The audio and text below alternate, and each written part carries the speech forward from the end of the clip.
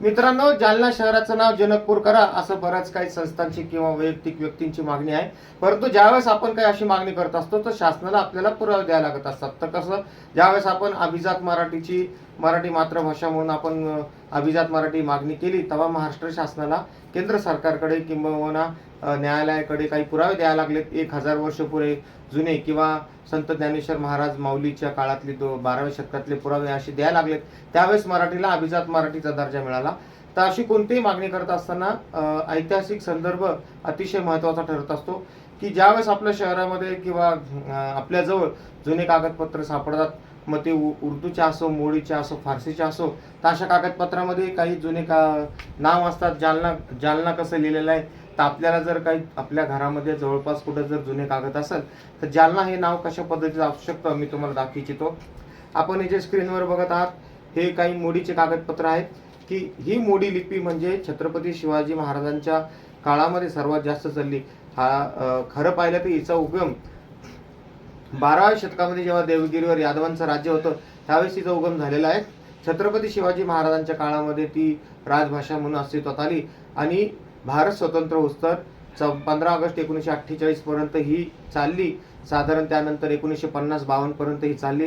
त्यानंतर हिची लिखाई छपाई नसल्यामुळे ही बंद झाली आणि आपणच ती सोडल्यामुळं ती लुप्त झाली. आता साधारण 70 ते 80 वर्ष होत आहे की ही भाषा लुप्त झाली, ही मोडी लिपी लुप्त झाली. ही वाचायला ऐकायला मराठीच आहे, पण लिहिताना ही लिपी वेगळी आहे, अशी ही मोडी लिपी आहे. तर या मोडी लिपीमध्ये आणि उर्दूमध्ये जालना किंवा जालनापूर किंवा जनकपूर हे नाव कसं असू शकतं आज मी तुम्हाला दाखवण्याचा प्रयत्न करत आहे. मित्रांनो, हे बघा, आता हे जालना जे आहे हे मराठीमध्ये जालना नाव लिहिलेलं आहे, जालना.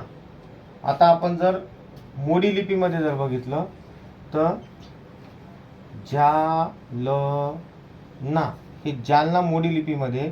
त्यानंतर जालनापूर जर नाव बघितलं तर जालना हे पूर. जर जनकपूर आपण नाव बघितलं तर जनकपूर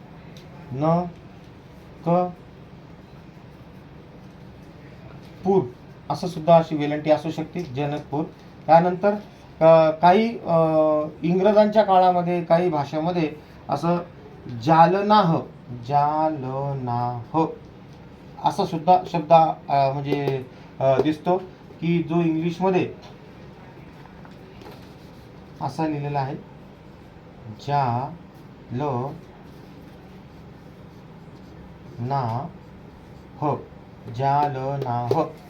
असा सुद्धा लिहिलेला आहे.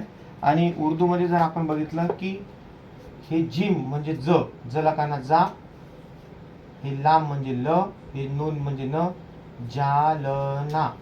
आणि हे त्याला काना जला काना जा, ल नून म्हणजे न ना. ह्याला रनिंग लिपीमध्ये जर आपण बघितलं तर हे जालना हे जालना. जालना शहरामध्ये ज्या जुन्या घरावर उर्दूच्या पाट्या आहेत त्या उर्दूच्या पाटीवर आपण जर बघितलं तर ज्याचं 100 वर्ष जुनं घर आहे तर त्याच्यावर उर्दूच्या पाटीवर असं लिहिलं असतं. आता जालनापूर समजा, आता जसं आपण हे जालनापूर लिहिलं, जर ते उर्दूमध्ये असेल तर कसं असेल, हे ना हे पूर जालनापूर असं असू शकतं. हा एक माझा अंदाज आहे.